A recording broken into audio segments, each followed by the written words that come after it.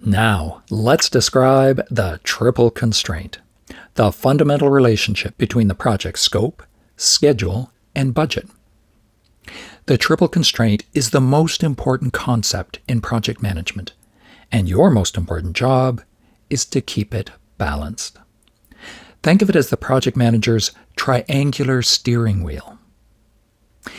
The triple constraint was created in the middle of the 20th century and has been in millions of project plans since.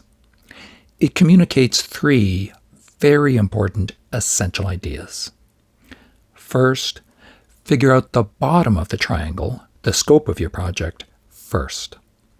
As we shall see later, starting a project with a complete understanding of the scope is the number one driver of project success, because only with a good understanding of the scope is it possible to then accurately plan the full time and cost.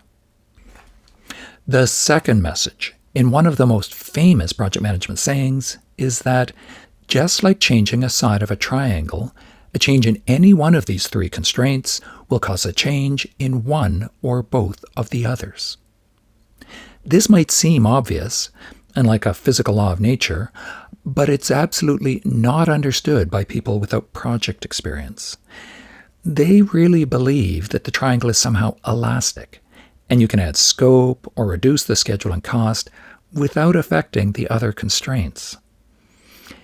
It is your job as project manager to make sure the project is rigorously controlled at all times, and a change in any one of the constraints is reflected in an update to the formal baseline of the other two. The first time this can happen is at the end of planning, when your management finds the schedule or budget too large and asks you to scale them back. If they ask you to decrease the project's schedule, you have two choices. You might be able to get the project done faster by adding money. For example, by using more expensive resources or contracting something out. There is an old project management joke.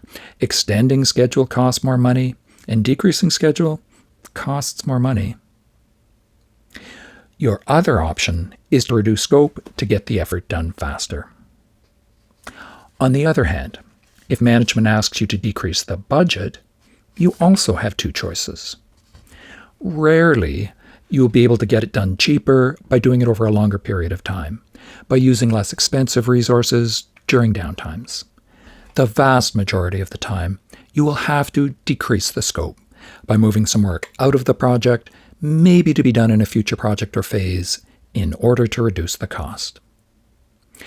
The second time this happens is during project execution, when scope increases.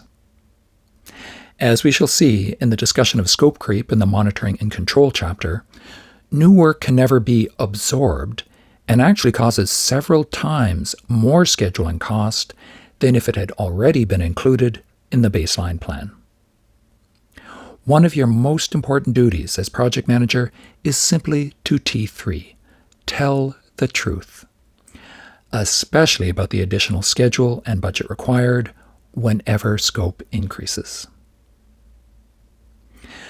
The third message of the triple constraint is to never decide yourself which constraint to let go when the project becomes stressed, but rather, as we shall see when we cover monitoring and control, to request the stakeholders to make the decision by asking them a key question in a very important way. When the project is not performing according to the original plan, which will happen a lot in real life, you never ask, "So what should I do? Reduce the scope, increase the schedule, add money?" Instead, ask the stakeholders for direction in a positive way. After you explain what happened, say, "We can make the best possible decisions from here. I just need to know, what is most important to you? The scope, the schedule, or the budget?" They usually pick two.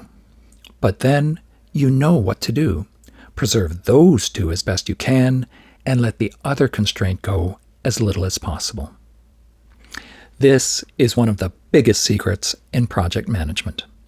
If you do this, even if your project gets into trouble, it will usually be remembered as an effective success, because the stakeholders made the decision about which constraints were most important as early as possible, and the performance was as successful as it could have been in the circumstances.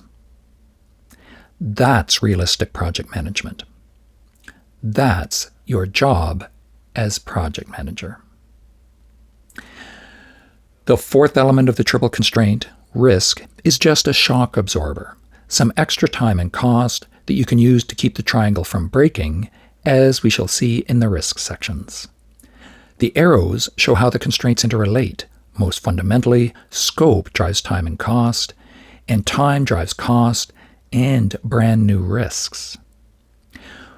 We will keep coming back to this very useful model to help us keep the project management process grounded throughout the whole course.